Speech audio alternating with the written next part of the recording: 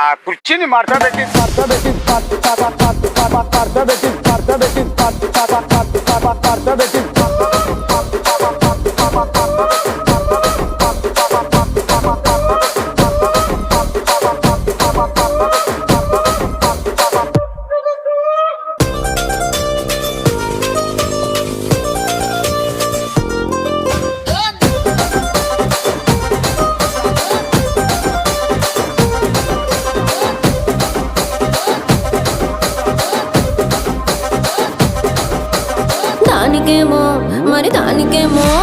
దానికేమో మేకలిస్తివి, మరి నాకేమో సన్న బియ్యం నువ్వు కలిస్తివి.